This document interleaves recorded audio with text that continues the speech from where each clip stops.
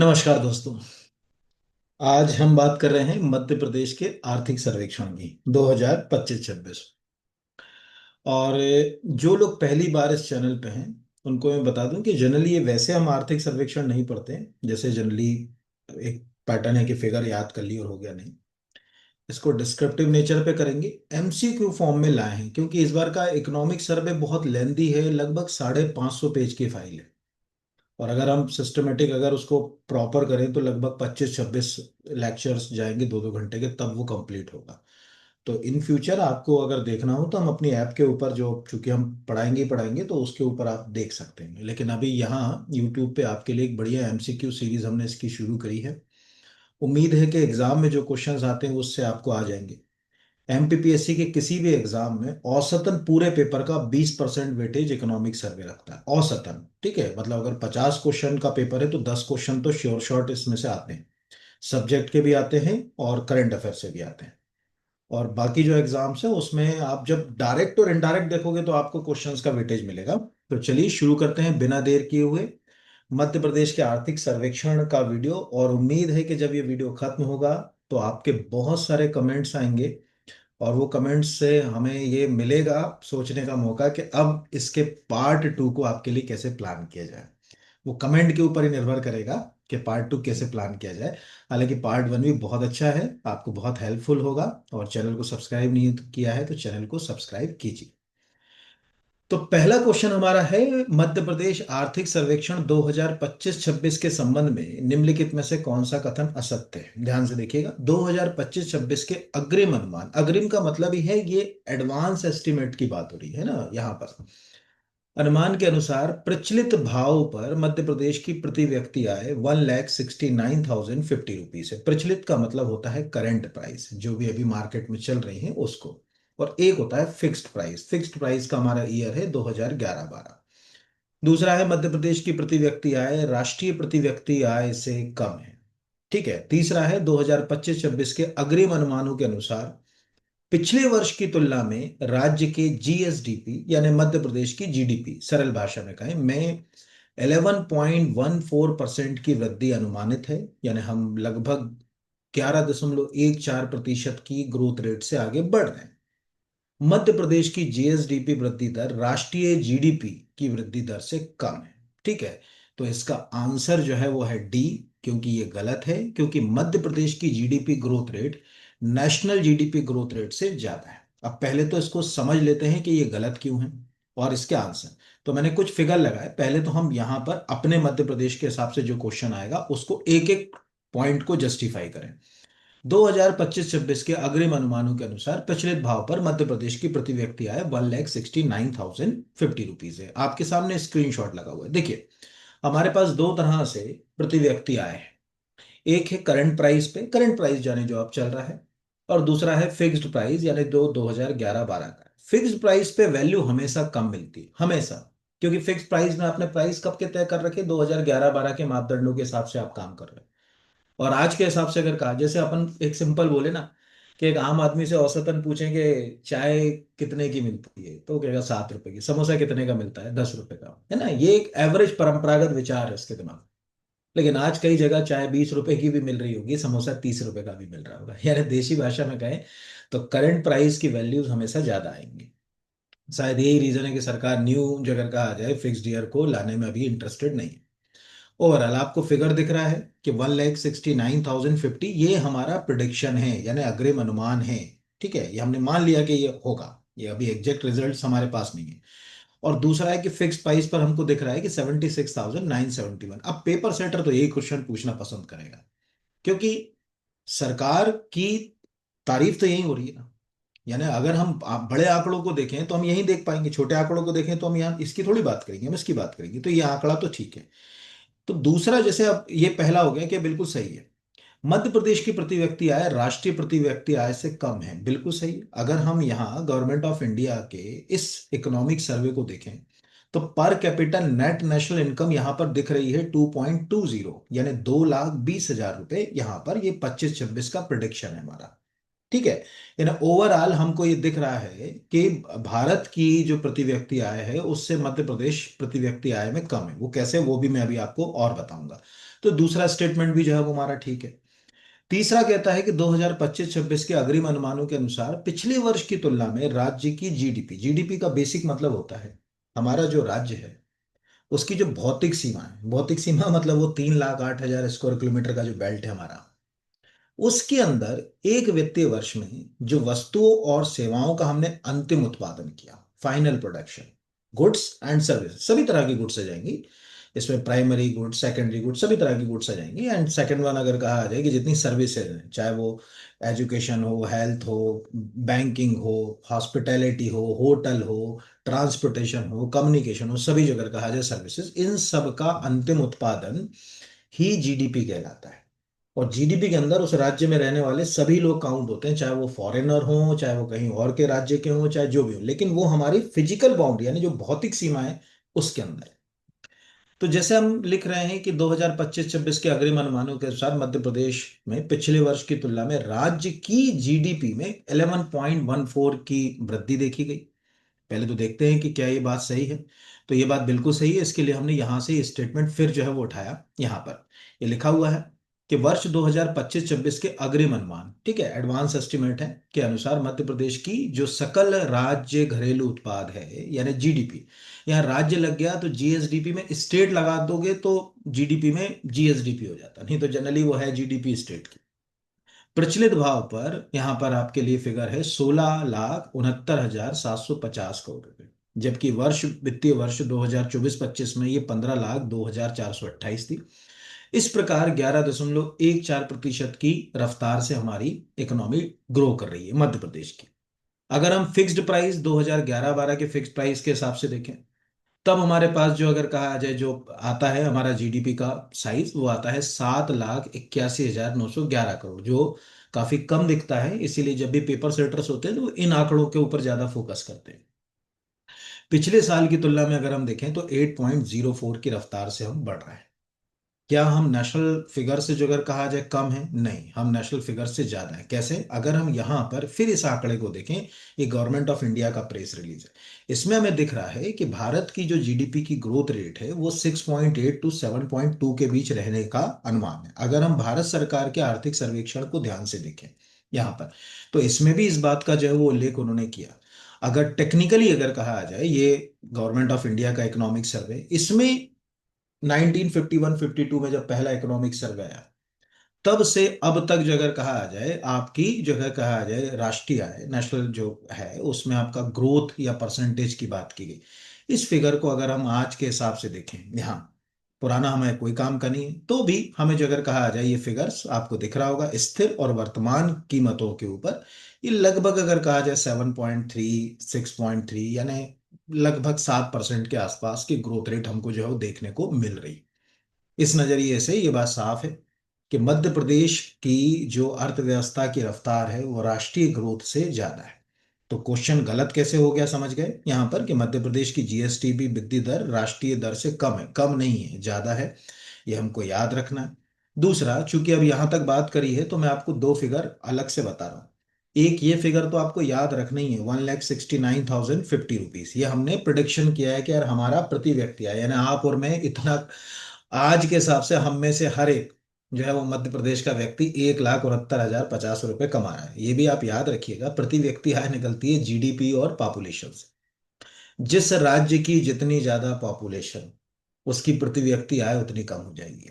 क्योंकि आप सोचिए ना, जैसे एक घर के अंदर पिता कमाते हैं और 10,000 कमाते हैं, और घर के अंदर अगर कहा जाए 4 सदस्य हैं, तो प्रति व्यक्ति आय घर की होगी 2,500 रुपये प्रति व्यक्ति। घर के अंदर पिता जो अगर कहा जाए, माता और एक संतान है, तो प्रति व्यक्ति आय लगभग अगर कहा जाए 3,300 रुपये हो गई। और कोई संतान ही नहीं है तो प्रति व्यक्ति आय 5,000 रुपये हो गई। और अगर व्यक्ति अकेले ही है तो प्रति व्यक्ति आय हो गई 10,000। इस प्रकार जिन राज्यों की जनसंख्या कम होती है वहां पर कैपिटल इनकम के फिगर्स अच्छे आते हैं। ये रीजन है कि आपने जब ग्लोबल सिनेरियो में देखा होगा, ऐसे सभी देश जिनकी जनसंख्या कम है वहां प्रति व्यक्ति आय अच्छी है। यही रीजन है कि हमारे वित्त मंत्री जी भी अभी इसके ऊपर बात करें, जो मैंने एक नीचे क्वेश्चन लिया, मैं बताऊंगा कि इतनी ज्यादा प्रति व्यक्ति आय की बात कैसे की जा रही है। ये है। दूसरा, इसमें एक लाइन और याद करिए, जो एग्जाम में यूं तो मुझे नहीं लगता कि आएगी, लेकिन एक कॉमन सेंस के लिए आपको पता होना चाहिए, खासकर मध्य प्रदेश का। बाकी देखिए, भारत का तो अभी हम पढ़ नहीं रहे, क्योंकि हम फोकस कर रहे हैं एमपी के इकोनॉमिक सर्वे, तो हम एमपी की ही बात करेंगे। गवर्नमेंट ऑफ इंडिया के इस इकोनॉमिक सर्वे के प्रेस रिलीज में जब हम राज्यों की प्रति व्यक्ति आय के ऊपर बात करते हैं, क्या जो राज्य हैं उनका जो प्रति व्यक्ति आय है वो क्या रफ्तार से बढ़ रहा है, उसमें कितना है, उसमें हम अपने राज्य को ढूंढ लें। तो यहाँ आपको ये दिख रहा है कि हम यहाँ से अपने राज्य पर गए। अगर हम इनके 2024-25 के जो इनने आंकड़े जारी किए, अंतिम आंकड़े 2025, इसमें जो अगर कहा आ जाए कि कोई वो नहीं है, 2024-25 के आंकड़ों के अनुसार हम अगर मध्य प्रदेश को जाएं तो हमारी प्रति व्यक्ति आय है 1,52,615, अकॉर्डिंग टू 2024-25 फिगर। ये आप याद रखिएगा और खुद दिमाग लगाइए और देखिए, ऐसे सभी राज्य जिनकी जनसंख्या कम है, जैसे लाइक आपको हिमाचल प्रदेश 2,56,000, हरियाणा 3,53,000, आपको ऐसे में खुद समझ पड़ेगा। ये खुद आप आंसर तक जो है वो जाने के लिए तैयार हैं, मुझे बताने की जरूरत ही नहीं है कि कैसे। तो बस ये एक अपने को याद रखना, जैसे लाइक उत्तर प्रदेश क्या लिखा हुआ है, 1,08,000, क्यों लिखा है समझ गए ना, पॉपुलेशन के हिसाब से। तो ये अगर आप याद करना चाहें तो वो है। बाकी तो ये फिगर तो मुझे लगता है कि एग्जाम में 101% आपको आ रहा है, 1,69,050 वाला। ये 11.14% यही बोलेगा वो, जब भी पेपर सेटर यही बोलेगा, क्योंकि उसको ज्यादा रफ्तार दिखाना है यहाँ पर। तो मैंने कुछ प्रेस रिलीज तो लगाई दी आपको समझाने के लिए। अगले, अब अगला जो है वो है मध्य प्रदेश के सकल राज्य मूल्यवर्धन में। अब नया प्रश्न आ गया, यहां पर एक वर्ड, नया कीवर्ड आ गया हमारे पास, जो है वो GSVA, gross state value added. पहले तो इसको समझना पड़ेगा, तभी तो हम बात करेंगे कि प्राइमरी सेक्टर की क्या कहानी है, ना सेकेंडरी सेक्टर की क्या कहानी है। देखिए, सबसे पहले तो समझिए जीडीपी, हमारी जो जीडीपी है। अब जीडीपी में हम क्या कर रहे हैं, अंतिम उत्पाद की बात कर रहे हैं। जैसे एक सिंपल सी लॉजिक है कि किसान ने, सपोज मान के चलिए कि 100 रुपए का सोयाबीन पैदा किया, तो अगर जीडीपी के अंदर देखा जाए तो वो 100 रुपए का सोयाबीन काउंट हो गया। लेकिन क्या किसान की बीज की लागत, कीटनाशक की लागत और अन्य लागतें नहीं लगी? अगर हम उन अन्य लागतों को हटा दें, यानी जिसे सरल भाषा में कहते हैं इनपुट कॉस्ट, तो एक्चुअल हमें हमारी जीडीपी मिलेगी एक्चुअल, और उसको बोलेंगे GSVA।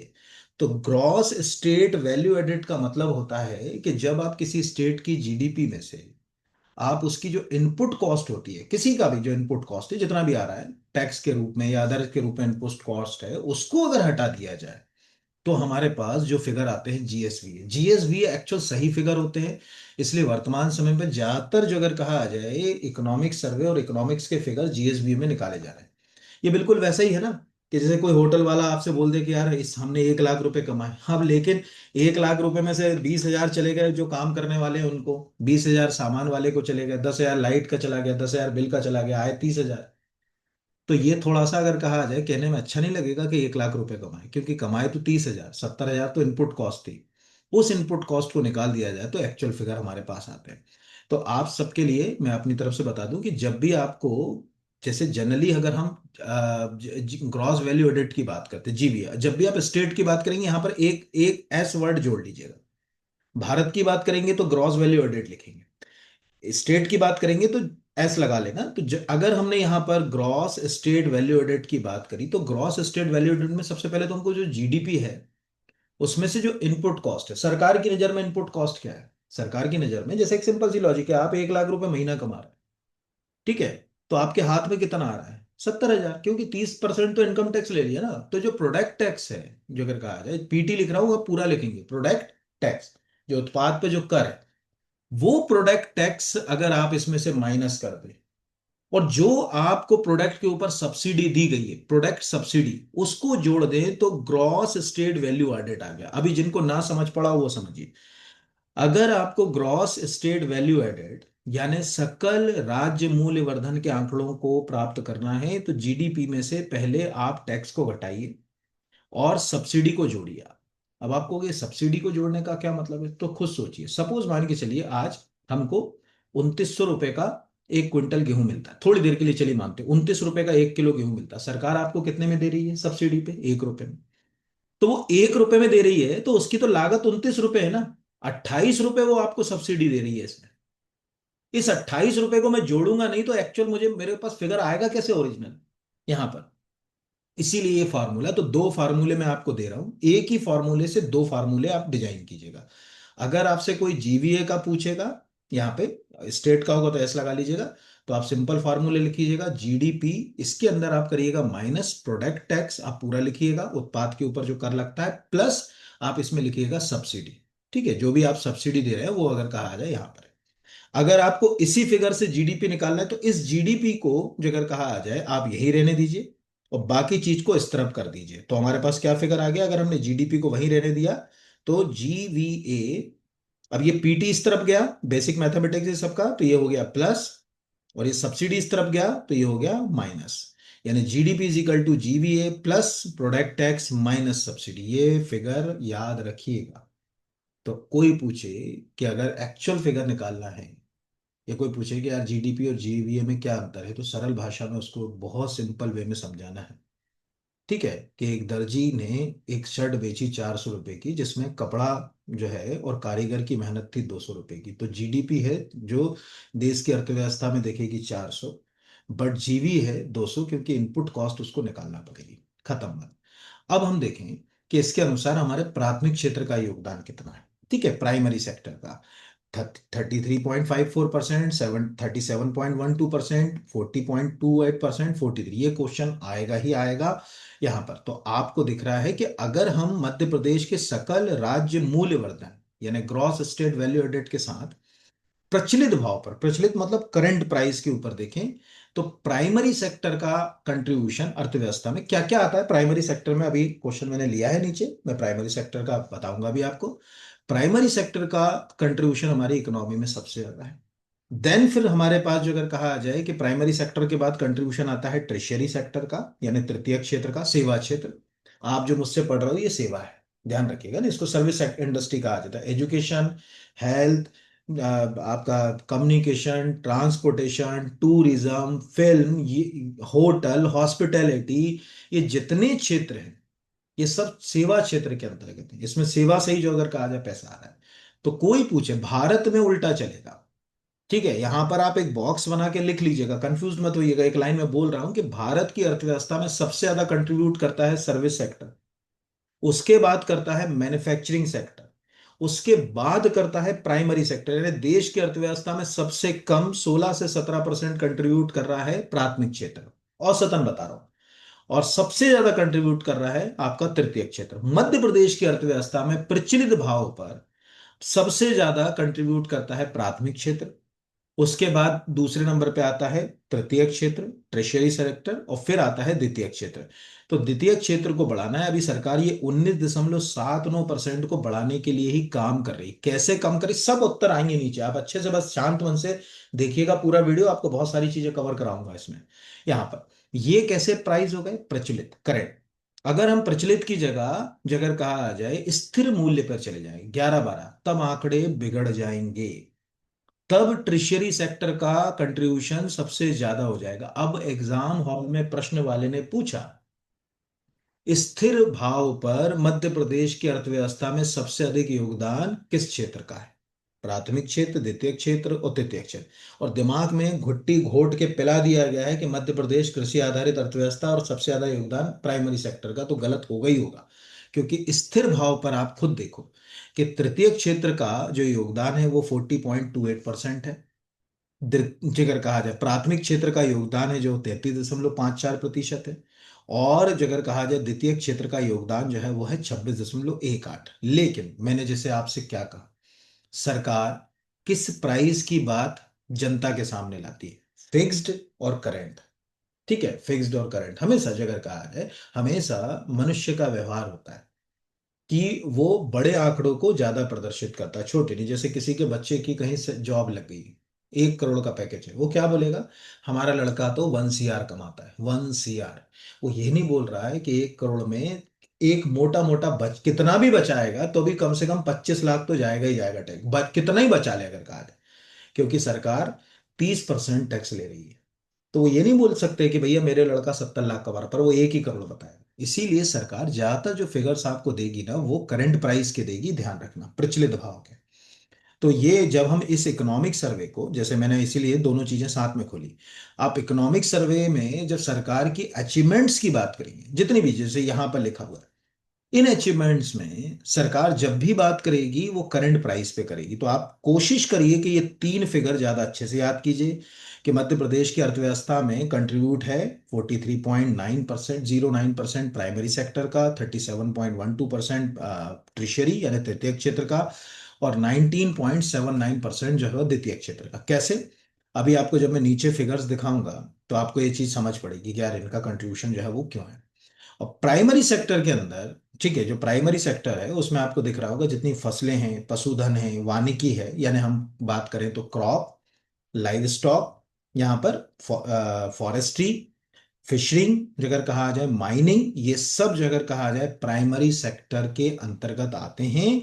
और इसमें भी एक बात याद रखिएगा, भले पूरे मत याद करिए, प्राइमरी सेक्टर में मध्य प्रदेश की इकोनॉमी पूरी तरीके से क्रॉप्स के ऊपर टिकी हुई है, क्रॉप्स के ऊपर।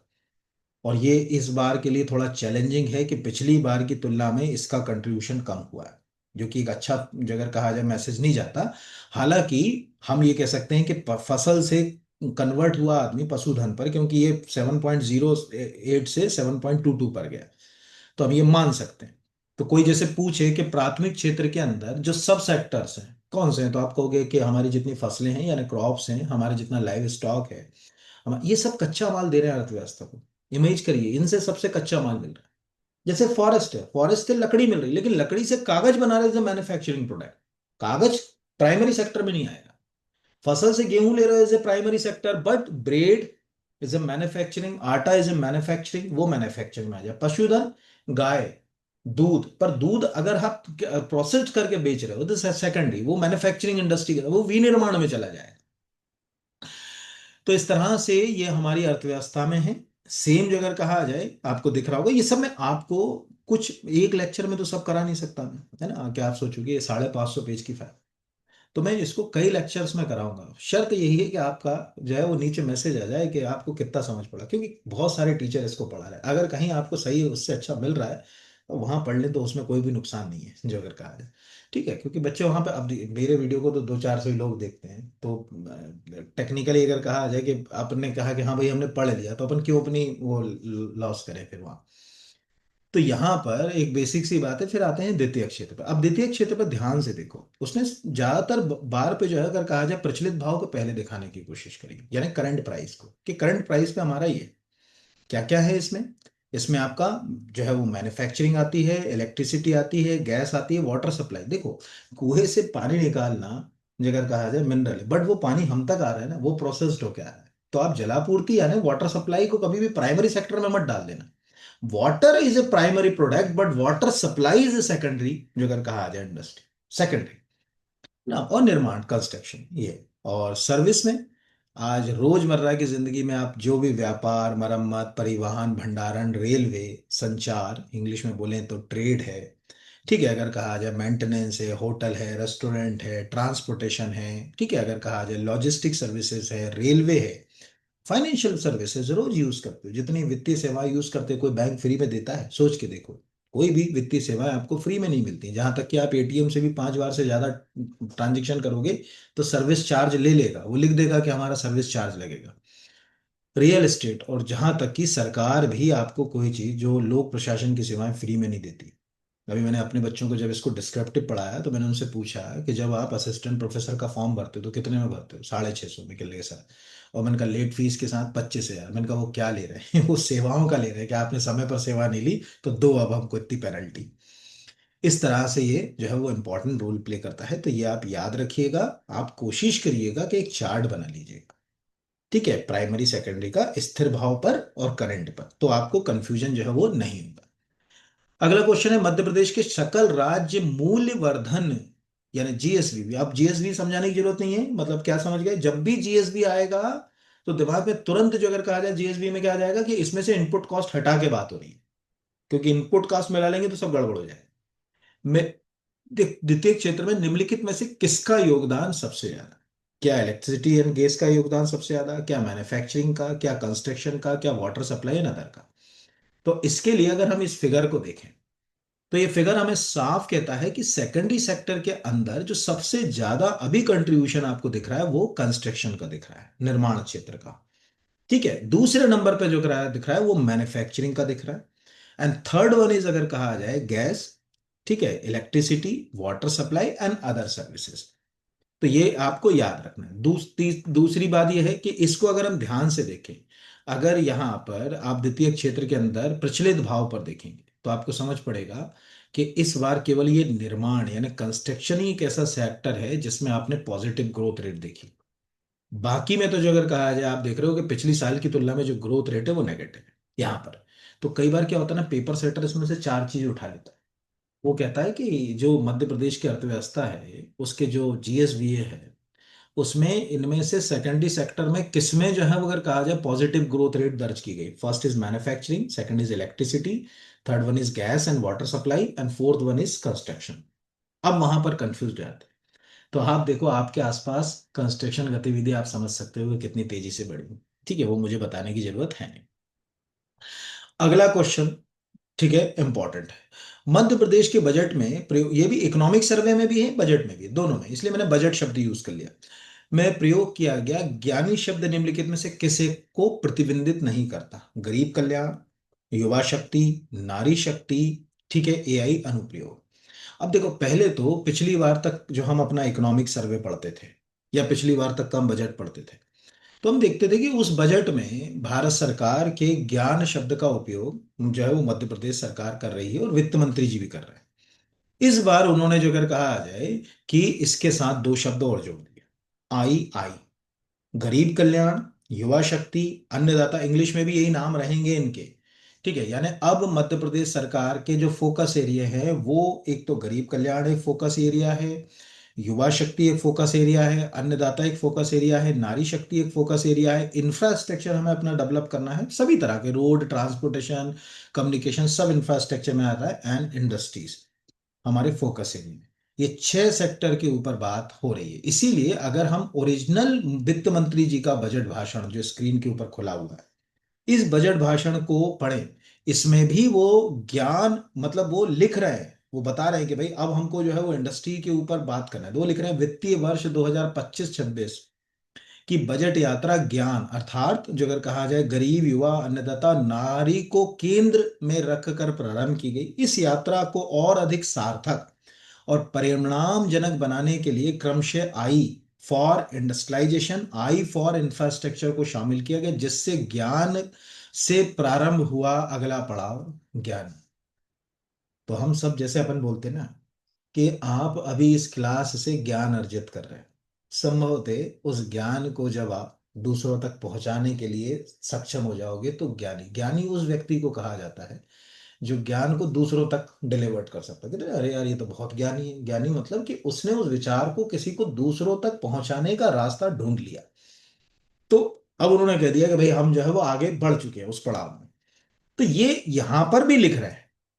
और इकोनॉमिक सर्वे के जितने इनके जो अगर कहा जाए प्रेस नोट हैं, पीपीटी इन्होंने जो बनाई है, जैसे ये पीपीटी इन्होंने बनाई, इस पीपीटी में भी वो लिख रहा है और इसको जो है वो बड़ा चढ़ाकर जो है वो दिखाया जा रहा है। तो फिर तो जो अगर कहा जाए कि प्रश्न जो है वो बनने की संभावना है, तो गरीब कल्याण मिशन आपको दिख रहा है, युवा शक्ति मिशन, अन्नदाता किसान जो अगर कल्याण कल्याण वर्ष, नारी सशक्तिकरण, industrialisation from the industry to growth जो अगर कहा जाए, and infrastructure engine of state progress, ये सब 2047 के हमारे दृष्टिकोण का एक आधार है। मैंने मध्य प्रदेश जो 2047 तक जाते। अगला क्वेश्चन भी बड़ा इंटरेस्टिंग है और सरकार इसको अभी प्रचारित भी कर रही है, वित्त मंत्री जी ने भी बोल दिया और कई जगह लिखा। अभी हम देखते हैं क्या है। समृद्ध मध्य प्रदेश @2047, ये 2047 है, गलती से तो इसमें आप जीरो और लगा लेना, 247 में टाइपिंग में मिस्टेक हो गई, यहाँ पर ये जीरो, 2047 यानी 2047 के संबंध में क्या कथन है जो सत्य है? पहला, 2047 तक मध्य प्रदेश का सकल घरेलू उत्पाद यानी हमारी जीडीपी $2 ट्रिलियन तक हल जाएंगे, बिल्कुल सही बात है। अगर हम थोड़ा सा $2 ट्रिलियन को कन्वर्ट करें तो वो 250 लाख करोड़ ही होता है। $2 ट्रिलियन की वैल्यू 250 लाख करोड़ ही होगी। तो दूसरा कि 2047 तक मध्य प्रदेश का सकल घरेलू उत्पाद 250 लाख। अब के लिए दो क्यों लिखे? एक आम आदमी से बोलो कि यार हम $2 ट्रिलियन की इकोनॉमी बनने वाले, अच्छा। और उसी से बोलो 250 लाख करोड़ की अर्थव्यवस्था बन जाएगी, 250 लाख करोड़। मतलब जैसे कितने, 1 मिलियन, उसको कितने मिलते हैं, 1 मिलियन मिलते हैं। किसी से बोल दो 10 लाख रुपए कमाता है, अच्छा, 10 लाख रुपए कमाता है, मतलब वो इसलिए 2 ट्रिलियन को 250 लाख करोड़ लिख रहा है। दूसरा, कि मध्य प्रदेश की प्रति व्यक्ति आय, मतलब थोड़ा सा सोचने में तो लगता है कि इतनी हम पहुंचा पाएंगे कि नहीं, 22,35,000, जो अभी आपका लगभग 1,69,000 का फिगर है, उसको हम आगे ले जाएंगे 20 साल के बाद। ये हो भी सकता है, क्योंकि क्या मैंने बोला कि धीरे धीरे जैसे जैसे हम आगे बढ़ रहे हैं, हमारी अर्थ जनसंख्या स्थिर हो रही है। जब जनसंख्या स्थिर होती है तो रिसोर्सेस तो बढ़ते हैं, लेकिन अगर कहा जाए उसका डिस्ट्रीब्यूशन जो अगर कहा जाए कम लोगों में रहता है तो ज्यादा यूटिलाइज होता है। ये सिंपल सी लॉजिक है। ऐसे समझ लीजिएगा कि आप ऐसे समझिए, 20 साल पहले आपके घर एक गाड़ी थी, आज आपके घर 4 गाड़ी। 20 साल पहले अगर आपके घर 3 लोग थे और आज भी 3 लोग हैं, तो वो डिस्ट्रीब्यूशन अच्छा हो गया। ठीक है, ये डिस्ट्रीब्यूशन अच्छा हो गया, तो ये डिपेंड करता है कि जनसंख्या क्या होगा, तो ये है। अब आप कहोगे कि क्या ये बातें उन्होंने लिखी, यस। ये क्यों है, ये दो जगह, एक तो ये आर्थिक सर्वेक्षण में 2-3 जगह उल्लेख है, दूसरा ये पीपीटी में उल्लेख है। जैसे अगर अपन इस पीपीटी को ध्यान से देखें, वो क्या बोल रहे हैं, समृद्ध मध्य प्रदेश @2047। अभी वो बोल रहे हैं कि 2023-24 में मध्य प्रदेश की जो अर्थव्यवस्था, जो 13.7 लाख करोड़ की थी, वो 2047 में 250 लाख करोड़ की हो जाएगी। ये उन्होंने इसमें जो बता दिया, पहली चीज। दूसरा, उन्होंने जब बजट भाषण दिया वित्त मंत्री जी ने, उस बजट भाषण में भी उन्होंने इस बात का जो है, अगर कहा जाए, स्पष्ट उल्लेख किया। अगर हम नीचे चले जाएं, बजट भाषण में बहुत सारी चीजें पूरा पढ़ा दूंगा, इसके साथ आपका बजट भाषण भी ऑलमोस्ट कवर हो जाएगा। तो 11वें पॉइंट को अगर हम वित्त मंत्री जी के बजट भाषण से देखें, प्रदेश विकसित भारत के लक्ष्य को प्राप्त करने के लिए अतुल्य कार्य कर रहा है। अतः प्रदेश में कर्मनिष्ठ और संकल्पित मुख्यमंत्री डॉक्टर मोहन यादव जी के कुशल नेतृत्व में मध्य प्रदेश @2047 दृष्टिकोण तैयार किया गया है। वर्ष 2047 तक राज्य की सकल घरेलू उत्पाद को बढ़ाकर $2 ट्रिलियन के अर्थ तक ले जाना, या अथवा जो अगर कहा जाए 250 लाख करोड़ तक जो है वो पहुंचाना, और प्रति व्यक्ति आय को 22,35,000 रुपए के लक्ष्य को प्राप्त करने के लिए हर संभव प्रयास किया जा रहा है। इस प्रकार ये तीनों फिगर मुझे लगता है कि एग्जाम वाला किसी न किसी रूप में पूछ सकता है इनको तीनों को, इसलिए आंसर हो गया उपरोक्त सभी कथन सत्य हैं, और ये एक अच्छा क्वेश्चन बन सकता है। अगला क्वेश्चन बहुत इंटरेस्टिंग, ध्यान से देखिएगा और समझिएगा कि इकोनॉमिक सर्वे में किस तरह से चीजें लिखी जाती हैं और उसका नेचर क्या होता है। ध्यान से देखिएगा। मध्य प्रदेश के आर्थिक सर्वेक्षण 2025-26 के अनुसार पशुपालन और दुग्ध क्षेत्र के संबंध में वर्ष 2023-24 से 2024-25 की तुलना में कौन सा कथन, आंकड़े, हमारे पास जो 23-24 से और 24-25 के जो आंकड़े आए उनकी कंपैरेटिव स्टडी है। फर्स्ट वन, दुग्ध उत्पादन 5.9% की वृद्धि दर्ज की गई, बिल्कुल सही है। हमने दूध उत्पादन में 5.9% की वृद्धि दर्ज की। आज हिंदुस्तान में हम तीसरे सबसे बड़े दुग्ध उत्पादक राज्य हैं, ये ऑलमोस्ट मैं आपको इससे पहले भी कई बार करंट अफेयर्स में बता चुका हूं। वर्तमान में प्रति व्यक्ति दुग्ध उपलब्धता 707 ग्राम प्रतिदिन है, ये भी मैं बता चुका हूं, ये भी एक अच्छा फिगर है यहाँ पर। तीसरा, कि मांस उत्पादन में मध्य प्रदेश में 9.86% की वृद्धि जो है वो दर्ज की गई। मांस उत्पादन जो है अगर कहा जाए 1 साल के फिगर में पर व्यक्ति के हिसाब से निकालते हैं, वो अभी मैं दिखाऊंगा। और अंडा उत्पादन में 6.3% की वृद्धि दर्ज की गई, ये गलत है। अब आप कहोगे कि इसमें क्या गलत है, तो ध्यान से देखिएगा, यही गलत क्यों करेगा वो। तो सबसे पहले तो मैं आपको जो अगर कहा जाए इकोनॉमिक सर्वे में वहां पर ले जाऊं जहां पर ये बात लिखी है, तो मैं नीचे आपको ले गया इकोनॉमिक सर्वे के अंदर। ध्यान से समझिएगा, बहुत छोटी छोटी सी चीजें हैं। अगर आपने उसके भाव को समझ लिया तो आप जो है वो विनर बन जाओगे, अगर आप भाव नहीं समझ पाए तो आप विनर नहीं बन पाओगे। ध्यान से समझिएगा क्या लिखते हैं वो। इकोनॉमिक सर्वे में वो लिखते हैं कि इसी प्रकार ये ओवरव्यू है, अर्थव्यवस्था का ओवरव्यू, जब सबसे ऊपर जाएंगे तो ओवरव्यू आता है। उस ओवरव्यू में क्या लिख रहे हैं, इसी प्रकार पशुधन और दुग्ध क्षेत्र को सशक्त प्रगति दर्ज की गई। दूध उत्पादन 213.26 लाख टन से बढ़कर 225.95 लाख टन हो गया, जो 5.9% की ग्रोथ रेट को दर्शाता है। प्रति व्यक्ति दुग्ध उपलब्धता 707 ग्राम प्रतिदिन रही। मांस उत्पादन 9.86% की वृद्धि दर्ज करते हुए 154 पॉइंट, इतना ये याद नहीं रखना है फिगर, यहां पर इतना हो गया। और इसके जस्ट नीचे इन्होंने अंडे की कहानी लिखी ही नहीं, अंडे की कोई कहानी यहां पर नहीं है। अब क्यों नहीं है, तो उस अंडे की कहानी के ना होने के लिए हमको जाना पड़ेगा इसी इकोनॉमिक सर्वे के एक जगह कहा आ जाए फेस के ऊपर। और वो फेस आपको इकोनॉमिक सर्वे के अंदर मिलेगा। एक सेकंड रुकिएगा, यहाँ पर मैं आपको ले गया इकोनॉमिक सर्वे में, पेज नंबर 82 पर आपको आंसर दूंगा मैं कि क्यों अंडे की कहानी नहीं लिखी। ये हम चले गए पशुपालन डेयरी। अब ध्यान से देखिए, दुग्ध उत्पादन जैसे मैंने कहा ना कि 5.9% की ग्रोथ है, 707 ग्राम प्रतिदिन। अंडा पढ़िए क्या लिखा है, 2024-25 में कुल अंडा उत्पादन 3072.72 लाख रहा, यानी 3072.72 लाख। वर्ष 2023-24 की तुलना में इसमें 7.79% की कमी दर्ज की गई। चूंकि कमी दर्ज की गई इसलिए ऊपर के ओवरव्यू में नहीं लिखा गया, क्योंकि कमी है तो थोड़ा सा अच्छा नहीं लगता, बढ़ोतरी है तो लिखा गया। तो कमी दर्ज की गई यहां लिखा है। 2024-25 के दौरान प्रति व्यक्ति उपलब्ध अंडे 35, याद रखिएगा अंडा और मांस एक साल की उपलब्धता पे निकलता है, और दूध पर दिन की निकलता है। ठीक है, जैसे अगर कहा, जैसे कहते हैं ना, क्या तुम तो रोज के अंडे खाते हो, नहीं रोज मांस खाते हो, नहीं दूध रोज चाहिए। तो 707 ग्राम प्रतिदिन, 35 अंडे प्रति वर्ष। ठीक है, ध्यान से 1.76 किलोग्राम मांस प्रति वर्ष। अंतर समझिएगा जो अगर कहा जाए ना यहां पर। तो इसीलिए मैंने क्वेश्चन को बनाते समय अंडे को ही गड़बड़ किया, क्योंकि इसकी कमी है। तो पेपर सेटर भी अगर कोई पूछना चाहे तो ये पूछ सकता है, बाकी इनमें से कुछ ना कुछ तो आएगा ही आएगा, कैसे आएगा वो देखने वाली। जितना मुझे समझ पड़ता है कि मांस उत्पादन की बात भी वो ज्यादा नहीं करेगा। दूसरा, चाहता तो ऊपर, जैसे अभी आप देखो इस फिगर में वो चाहते तो ऊपर, जैसे दूध की उपलब्धता 707 ग्राम प्रतिदिन लिखी थी, प्रति व्यक्ति मांस जो अगर कहा जाए 1.76 किलोग्राम प्रति वर्ष लिख सकते थे, पर नहीं लिखा।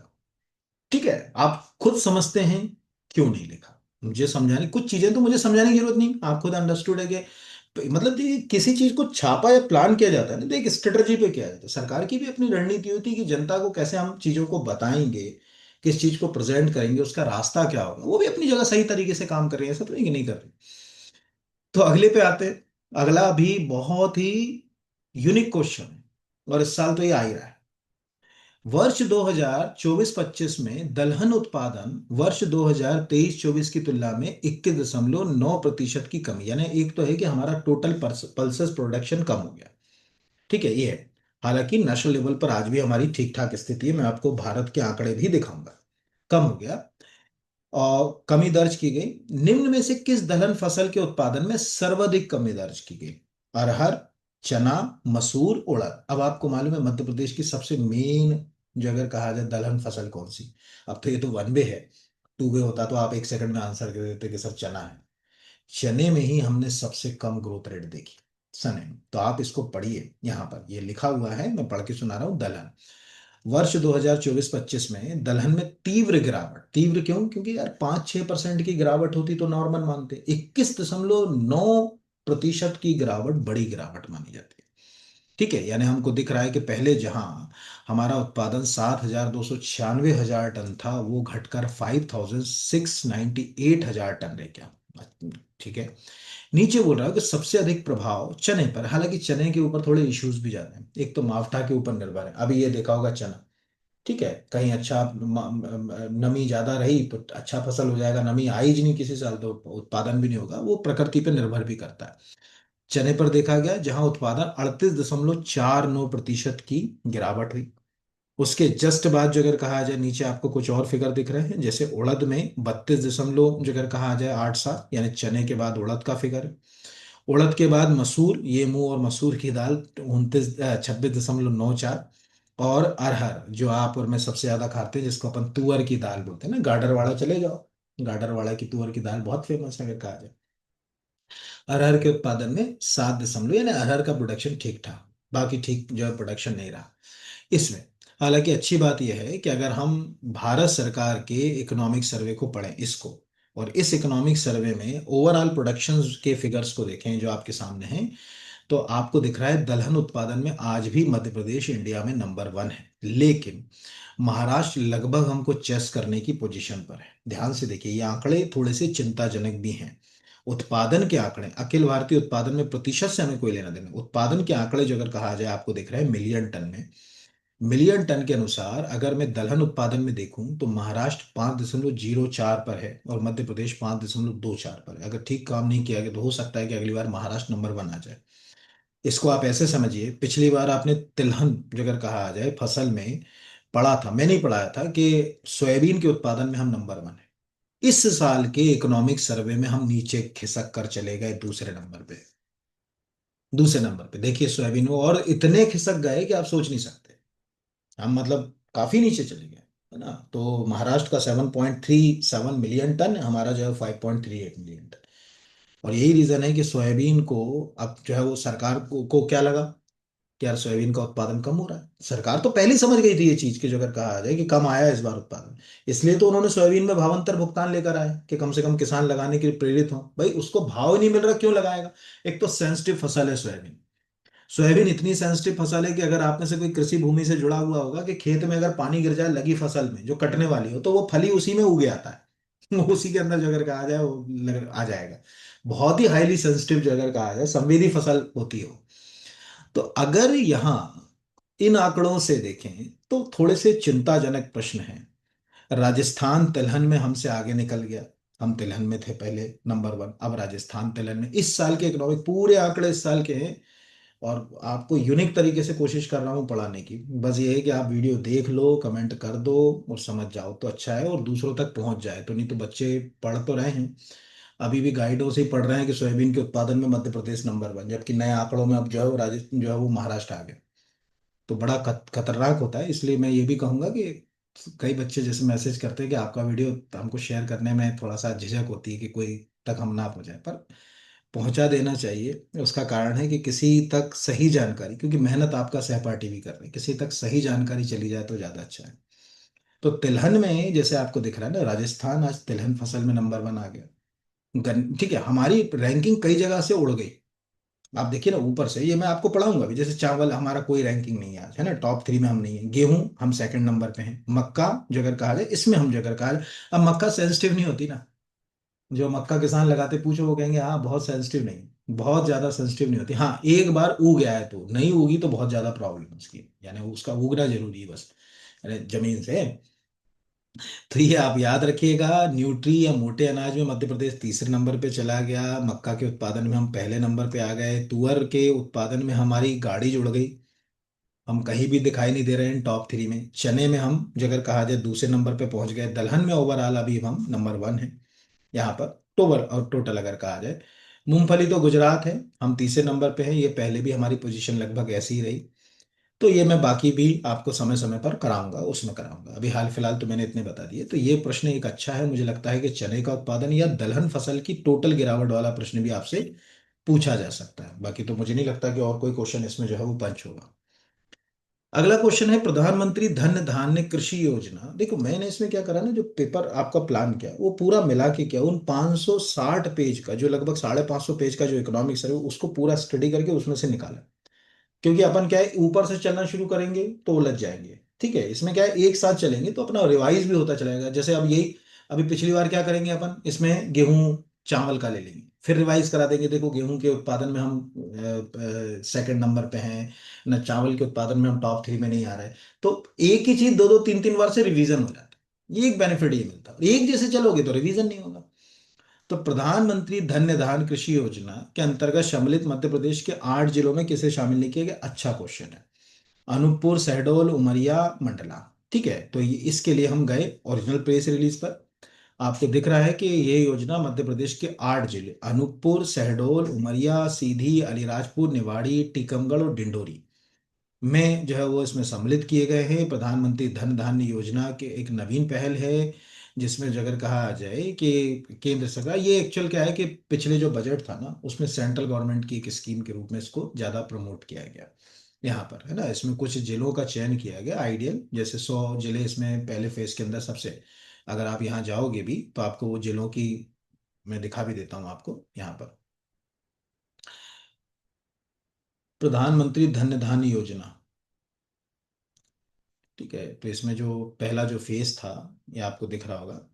ये जो है वो इसके लिए काफी जो है फंड सैंक्शन किया गया, और पूरा हिंदुस्तान नहीं है ना, जो अगर कहा जाए लिखा हुआ है कि 16 जुलाई 2025 को स्वीकृत इस योजना का लक्ष्य 6 वर्षों के लिए 2400 करोड़ रुपए के वार्षिक परिव्यय के साथ 100 निम्न प्रदर्शन वाले जिलों, कृषि जिलों को शामिल करना है। यहाँ पर प्रोडक्शन नहीं है। अब ऐसे कॉमन से अब क्या होता है ना, देखो, अगर आपने किसी विषय को समझा है या उसके विचार को समझा है स्कीम के, तो आप आंसर तक जाओगे। जैसे क्या लिख रहा है वो, कि निम्न प्रदर्शन, यहाँ पे जो मतलब प्रोडक्टिविटी कम है उन उन डिस्ट्रिक्ट्स को हमको जो अगर कहा जाए आगे लेके आना। योजना बहुत बड़ी, योजना बहुत बड़ी है, कभी मैं पढ़ा भी चुका हूँ वैसे तो इसको करंट अफेयर्स में।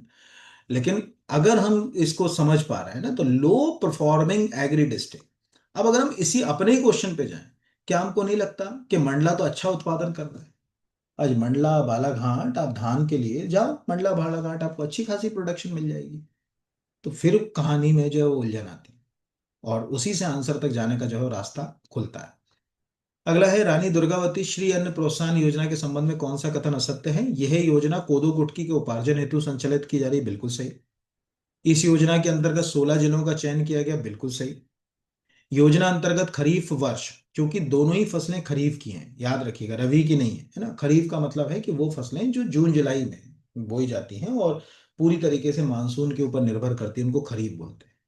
अभी जो फसल कटने वाली है, आज फरवरी है, तो अब जो फरवरी मार्च में फसलें आएंगी ये रबी की फसलें होंगी, और ये इरिगेटेड एरिया पे निर्भर करती है, ध्यान रखिएगा। खरीफ की फसल सिंचित एरिया पे निर्भर नहीं करती, वो मानसून पे निर्भर करती है। रबी की फसल इरिगेटेड एरिया के ऊपर, सिंचित एरिया के ऊपर निर्भर करती हैं, यानी कितना एरिया सिंचित हो उसके ऊपर। और सिंचाई शब्द भी रबी की फसल के लिए प्रयोग किया जाता है, खरीफ के लिए नहीं, ये भी याद रखिएगा। योजना के अंदर कोदो हेतु निर्धारित 3500 रुपये और कुटकी हेतु निर्धारित 2500 रुपये सरकार ने तय कर दिया, ये गलत है। अब आपको कि क्यों है सर गलत, क्या खासियत है? ध्यान समझो, हम वर्ड कैसे यूज करते हैं, कोदो कुटकी, है ना। देखो, पेयर क्या होता है ना, जैसे हम क्या बोलते हैं, पिता माता नहीं बोलते, हम क्या बोलते हैं, माता पिता। हम क्या बोलते हैं, झाबुआ अलीराजपुर, अलीराजपुर झाबुआ नहीं बोलते, मंडला बालाघाट मंडला नहीं बोलते। कोई पेयर जिस रूप में चल रहा है, तो हमारे सामने है कोदो कुटकी। अब कोदो जो है उसका है 2500 रुपये रेट, और कुटकी जो है उसका है 3500 रुपये रेट। उल्टा है इनका रेट। तो अगर मान के चलो उसको आपको घुमाना है प्रश्न में, तो ऐसे घुमाएगा। और इसके लिए श्री अन्न consortium farmer producer company limited का गठन किया गया, ये भी सही है। तो अगर हम ओरिजिनल प्रेस रिलीज को देखें, तो बकायदा है कि खाद्य नागरिक आपूर्ति उपभोक्ता संरक्षण विभाग ने बकायदा ये योजना चला रही है। और इसमें नीचे लिखा है कि खरीफ वर्ष 2025 में उत्पादित श्री अन्न कोदो कुटकी को शासन द्वारा निर्धारित मूल्य पर कुटकी राशि 3500 और कोदो राशि 2500, इसीलिए मैंने उसको उल्टा करके लिख दिया। कोदो जो अगर कहा जाए पहले कर दिया, अगर कहा जाए उसको 3500 कर दिया, कुटकी को बाद में कर दिया। और इसके अतिरिक्त कृषकों को प्रोत्साहन राशि के रूप में 1000 रुपये प्रति क्विंटल के मान से कृषकों के खाते में डायरेक्ट बेनिफिट ट्रांसफर से भी देंगे। अच्छा क्वेश्चन जो है वो अगर कहा जाए बन सकता है। अगला क्वेश्चन भी इंपॉर्टेंट क्वेश्चन है। हाँ, आप में से कोई असिस्टेंट, कई बच्चे अभी बोलते हैं कि हमको पता ही नहीं चला, असिस्टेंट रजिस्ट्रार की तैयारी कर रहे हैं, बिल्कुल एकदम शानदार कोर्स है। आपको कहीं कोई दौड़ लगाने की जरूरत है, मैं करा दूंगा पूरा आपका सिलेबस, और तय समय पे ही करा दूंगा, उससे पहले ही करा दूंगा बहुत अच्छे से, और मैं ही पढ़ा रहा हूँ पूरा उसमें। तो किसी को लेना हो, हाँ, अगर आपको दोनों पार्ट लेना है, जैसे आपको लग रहा है कि यार 1500 रुपये एक्स्ट्रा पे करके हम पार्ट ए MPGK का भी ले लें सर का कोर्स, ठीक है, तो आप संपर्क कर लीजिएगा इंस्टीट्यूट में हमसे, तो हम कूपन के थ्रू जाकर कहा जाए दोनों एनरोल करा देंगे आपको वहां पे। नहीं तो एक लेना हो पार्ट बी का तो डायरेक्ट ही परचेस हो जाता है।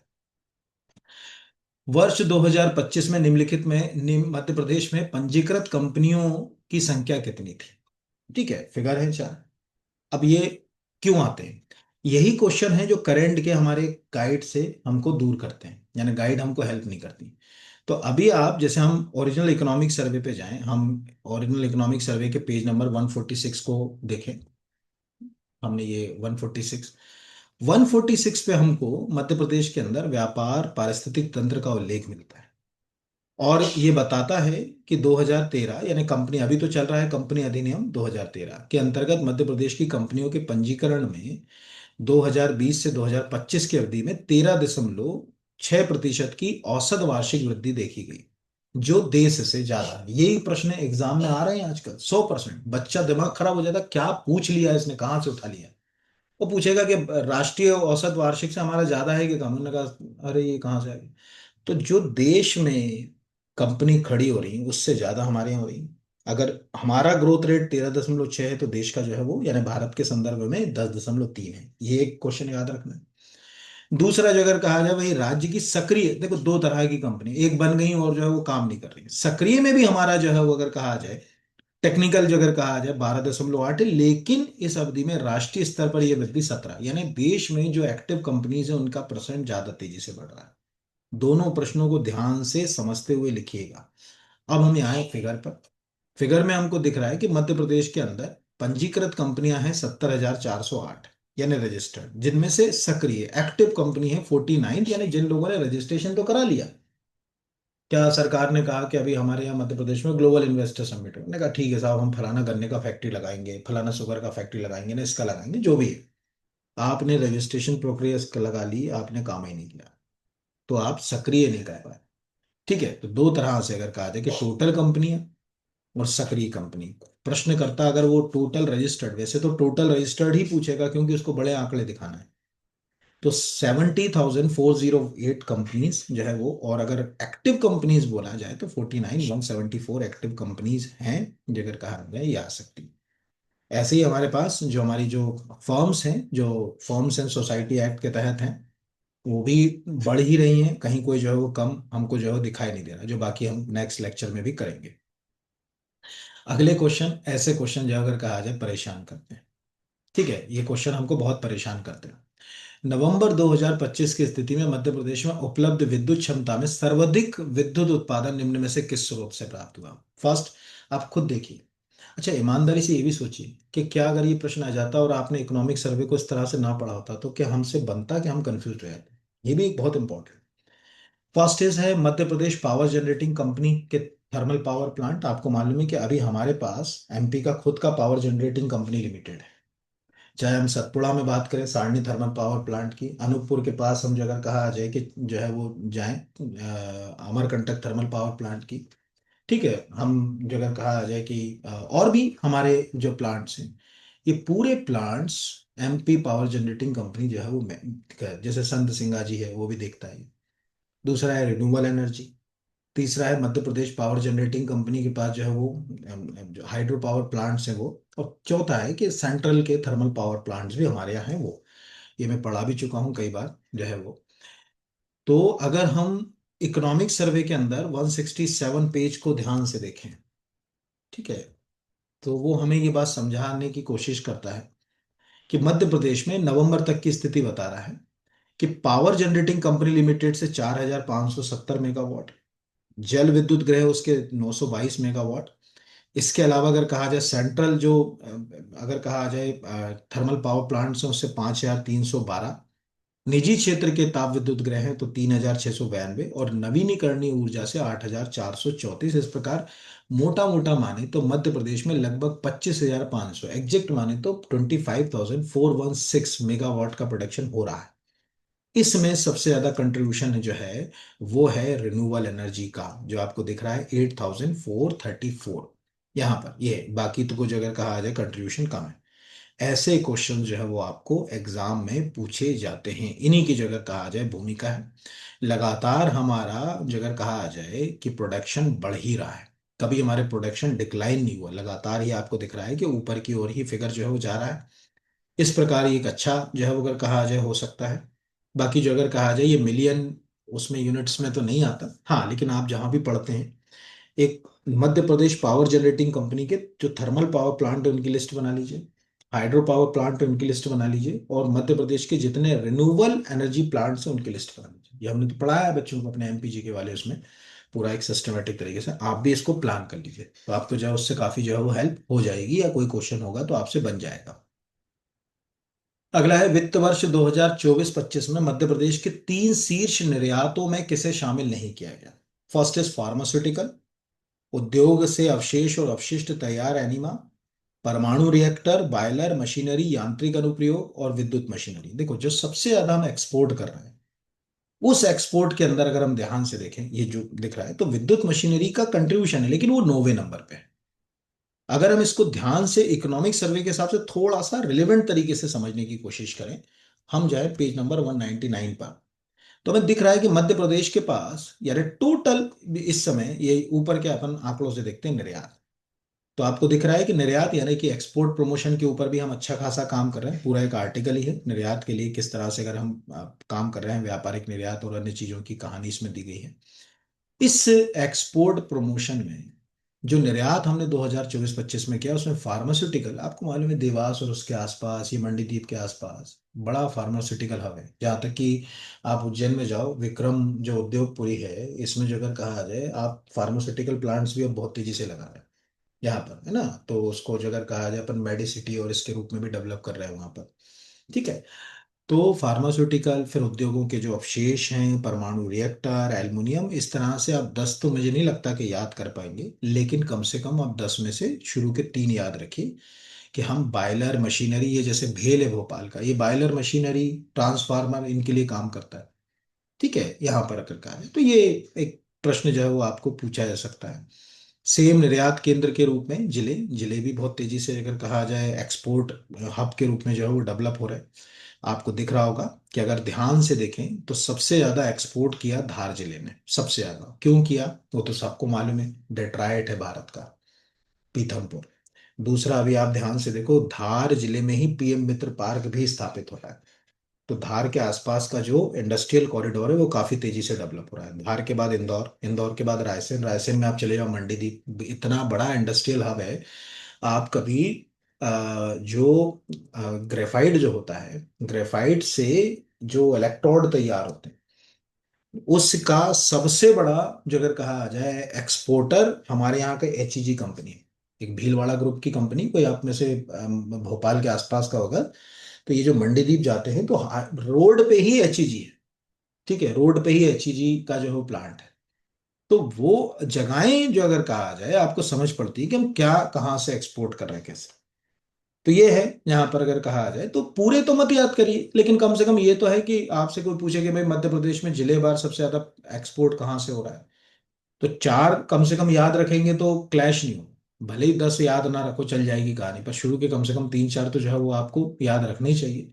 बाकी ऐसी जेड हमारे जैसे थे पहले भी, ऐसे Indore, Pithampur, crystal IT park Indore, अगर कहा जाए इन्फोसिस, इम्पेटस, टीसीएस, यस, ये कट पेस्ट करके हमने उठाया। ये पहले भी हमारे ऐसी जेड यही थे, स्पेशल इकोनॉमिक जोन आज भी।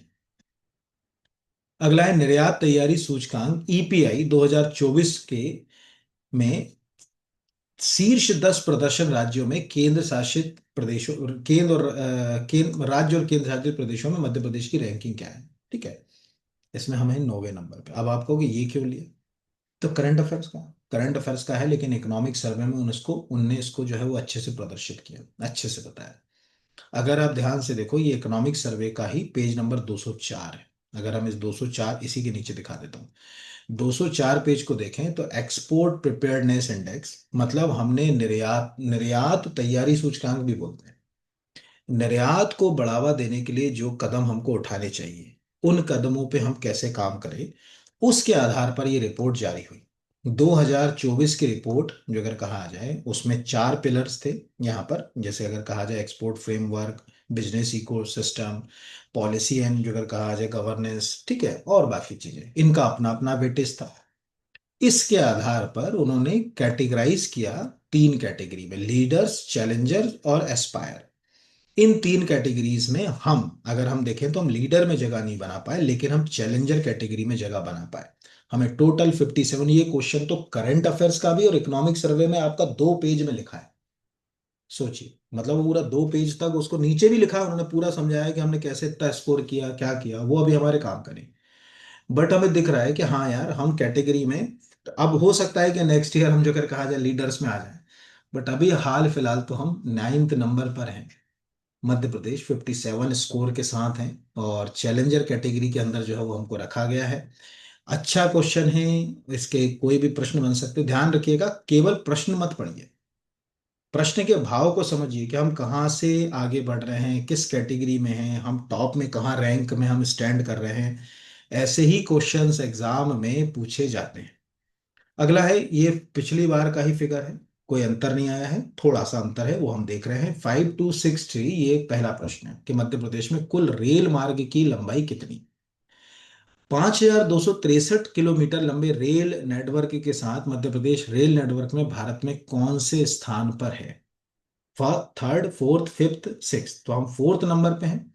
अगर हम, जो अगर कहा आ जाए इकोनॉमिक सर्वे में जाएं, और हम अगर कहा आ जाए ट्रांसपोर्टेशन में, रोड ट्रांसपोर्टेशन वाला नेक्स्ट वीडियो में कराऊंगा, इसमें नहीं कराया, क्योंकि मैंने क्या बोला कि सबको लेके चलना है अपने को, सबका साथ सबका विकास। गड़बड़ हो जाएगी जगह कहा जाए कहानी। ठीक है, बस ये है कि अब आपके कमेंट के ऊपर ही टिका हुआ है कि अगला कब आएगा। ठीक है, वो बच्चे देखते ही ना, 200-400 देखते तो फिर मना ही नहीं करता क्या बनाओ, छोड़ो। क्योंकि देख ही लेते हैं बच्चे, जो अगर कहा जाए इसको तो बहुत सारे टीचर पढ़ा ही रहे हैं इकोनॉमिक्स से, सब अपने अपने तरीके से। और मुझे लगता है कि बहुत अच्छा पढ़ा रहे हैं, क्योंकि जब आप 1-1 लाख 2-2 लाख व्यूज देख रहे हैं, तो वो बहुत अच्छा पढ़ा ही रहे हैं, तो फिर क्लैश ना हो तो अच्छा है कि वहीं से देख। तो रेल नेटवर्क की कहानी है, रेलवे कनेक्टिविटी, मध्य प्रदेश राज्य से 6 रेल जोन निकल रहे हैं। 6 रेल जोन है, नहीं निकल रहे हैं, ये एक पहला प्रश्न हो गया। वेस्टर्न पश्चिम मध्य रेलवे, आपको मालूम है कि पश्चिम मध्य रेलवे हमारे यहाँ से ही संचालित होता है, जबलपुर से। देखो हमारे पास जो रेल के जो डिवीजन है वो 3, रेल जोन एक है, रेल जोन एक, और उसका हेडक्वार्टर हमारे यहाँ है। वो है पश्चिम मध्य रेलवे जबलपुर, लेकिन डिवीजन हमारे पास रतलाम भी है, हमारे पास भोपाल भी है, और हमारे पास जबलपुर भी। ये 3 डिवीजन जो अगर कहा आ जाए उसमें हमारे जोन के अंदर हमारे पास। तो पश्चिम मध्य रेलवे, पश्चिम रेलवे, दक्षिण पूर्व मध्य रेलवे, उत्तर मध्य रेलवे, कॉपी में नोट करना है। इस हिसाब से अगर कहा जाए कि मध्य प्रदेश के पास एक अच्छा खासा 5,263 किलोमीटर का रेल नेटवर्क है, ये देश में चौथा सबसे बड़ा रेल नेटवर्क है। आपको दिख रहा है यहाँ पर कि उत्तर प्रदेश, राजस्थान और महाराष्ट्र के बाद हम चौथे सबसे बड़े रेल नेटवर्क के अंतर्गत आ रहे हैं। और इसमें भी कुछ रेल रूट में वृद्धि तो हुई है, ऐसा नहीं कि बिल्कुल स्टैटिक है। ये 2024 के आंकड़े दिखा रहा है, तो 5,196 किलोमीटर से 5,263 किलोमीटर, मोटा मोटा माने तो 60-70 किलोमीटर का रेल रूट हमने इसमें जोड़ ही दिया। अभी तीसरी लाइन डाल रहे हैं हम लोग, उससे भी लिंक है ये। इस हिसाब से जो अगर कहा जाए ये है। और बाकी तो फिर जब मैं इसमें रोड कनेक्टिविटी पढ़ाऊंगा और इसमें पूरा बताऊंगा कि कौन सी, जैसे अमृत भारत है तो कितनी चल रही हैं, कौन से एक्सप्रेस वे जो है वो काम कर रहे हैं, हवाई कनेक्टिविटी में हम कहाँ कहाँ लेकर आ रहे हैं, ये सब मैं आपको आने वाले वीडियो में कराऊंगा। आप ऐसा मत सोचना है कि आपको नहीं कराऊंगा, सब कराऊंगा A to Z। अगर इकोनॉमिक सर्वे में जो क्वेश्चन आ सकते हैं वो तो जिम्मेदारी है मेरी। ठीक है, MCQ फॉर्म में ही कराऊंगा, डिस्क्रिप्टिव आप पढ़ना नहीं चाहते इसलिए नहीं करा रहे हैं। अगला, ये क्वेश्चन मैंने योजना का इससे उठा लिया। महिला सशक्तिकरण के लिए संचालित की जा रही योजनाओं और उनके प्रारंभ वर्ष के संबंध में कौन सा सही सम्मिलित नहीं है? लाडली, मुख्यमंत्री लाडली बहना योजना 2023, मुख्यमंत्री लाडली लक्ष्मी योजना 2007, सखी निवास कामकाजी महिला जो अगर कहा आ जाए वसति गृह योजना जुलाई 2022, बेटी बचाओ बेटी पढ़ाओ योजना 2011, ये गलत है। ठीक है, ये गलत है। अब आपको पहले तो देखें कि ये हमने क्यों लिया। तो इन्होंने जब योजनाओं का उल्लेख किया, तो इन्होंने बकायदा जो योजनाएं हम चला रहे हैं, हमारी योजनाओं को तो उन्होंने बताया। जैसे आपको दिख रहा है कि महिला सशक्तिकरण के लिए बकायदा जो है बताया कि मुख्यमंत्री लाडली बहना योजना, वो लिख भी रहे हैं कि मार्च 2023 में महिला सशक्तिकरण को गति देने के लिए महिलाओं में आर्थिक स्वावलंबन, ये क्वेश्चन भी आता है कि महिलाओं में इकोनॉमिकली उनको जो है वो एम्पावर करने, उनके हेल्थ, उनके न्यूट्रिशन स्तर में सुधार करने के लिए ये योजना चलाई जा रही है। 21 से 60 वर्ष की विवाहित महिलाएं, जिसमें विधवा, तलाकशुदा, परित्याग की महिलाएं अगर कहा जाए आती हैं, लेकिन परिवार की संयुक्त आय 2.5 लाख रुपए से कम होना चाहिए। आप सोचिए कि इकोनॉमिक सर्वे उन्होंने एक पूरी योजना की व्याख्या कर डाली। यहाँ पर सेम नीचे अगर हम जाएं तो मुख्यमंत्री लाडली जो अगर कहा जाए लक्ष्मी योजना वर्ष 2007 में शुरू की गई। लड़कियों के जन्म के प्रति या बालिकाओं के जन्म के प्रति हम सकारात्मक सोच कैसे लाएं, हम लिंग अनुपात यानी सेक्स रेशो को कैसे बढ़ाएं, हम उनके एजुकेशनल जो अगर कहा जाए उसके लिए कैसे प्रावधान करें, उनके हेल्थ के लिए कैसे काम करें, उसके लिए ये योजना जो है वो शुरू की गई। सेम जो अगर कहा जाए प्रधानमंत्री मातृ वंदना योजना, सखी निवास योजना, ये दिख रहा है कि 14 जुलाई 2022 को लागू की गई, शहरी ग्रामीण कामकाजी महिलाओं को सुरक्षित आवास प्रदान करने के लिए योजना है। इसमें 3 शासकीय वसति गृह भोपाल, इंदौर जो अगर कहा आ जाए में जो अगर कहा आ जाए कि संचालित हैं, और बाकी तो हमारे काम का जो है वो अभी है नहीं कुछ यहाँ पर। सेम बेटी बचाओ बेटी पढ़ाओ का भी है, यही हमने बस गलत किया है। यानी हमको ये दिखता है कि इन योजनाओं में भी वो मंशा दिखती है जिसके लिए योजनाओं का संचालन किया जा रहा है, वो हम देखेंगे अभी जब इसके बाद वाला जो टॉपिक लेंगे उसमें हम करेंगे ही करेंगे। मध्य प्रदेश आर्थिक सर्वेक्षण 2025-26 के अनुसार स्वास्थ्य अधोसंरचना के संबंध में कौन सा कथन सही सुमेलित नहीं? हमारे पास जिला चिकित्सालय डिस्ट्रिक्ट हॉस्पिटल बिल्कुल 55 है, हर डिस्ट्रिक्ट में होगा तो डिस्ट्रिक्ट 55 है तो 55 ही होंगे। सिविल हॉस्पिटल हमारे पास 158 है।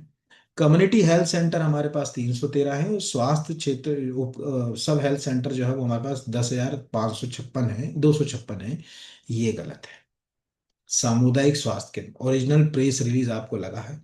चिकित्सा महाविद्यालय 19, जिला चिकित्सालय 55, सिविल अस्पताल 158, सामुदायिक स्वास्थ्य केंद्र 348, प्राथमिक स्वास्थ्य केंद्र 1442, उप स्वास्थ्य केंद्र 10,200, जगह कहा आ जाए 56।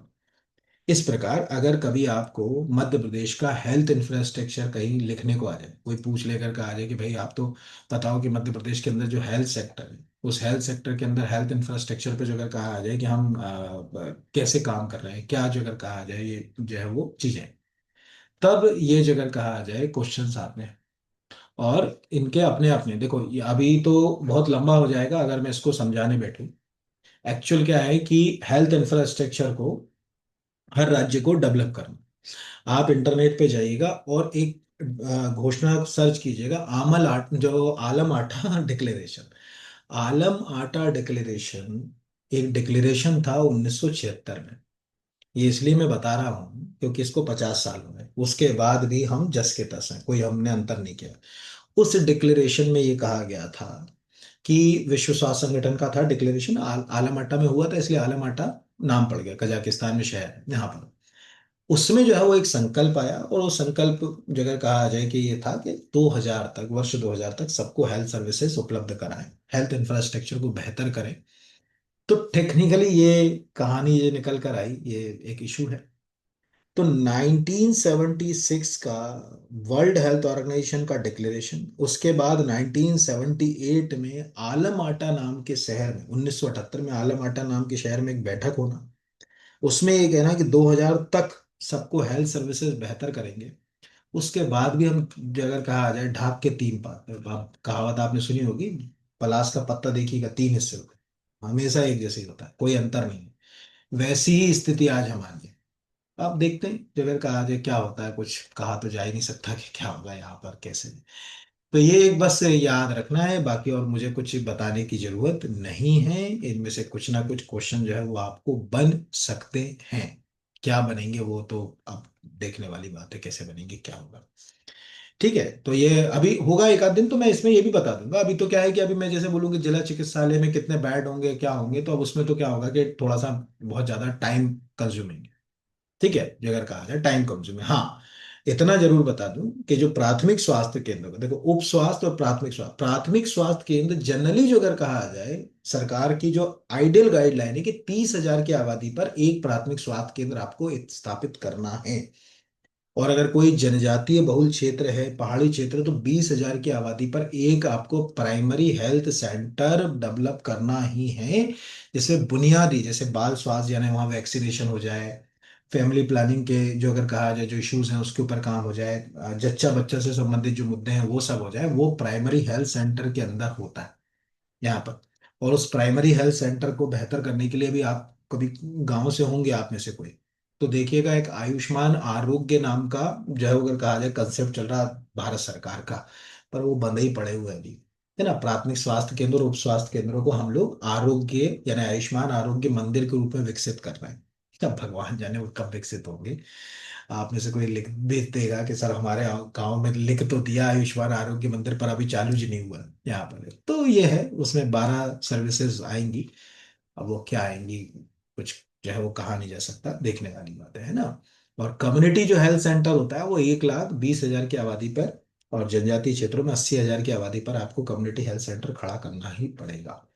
सरकार ये कहती है, जैसे वो 30,000 की आबादी पर था, उसको एक उसके 4 गुना कर दो।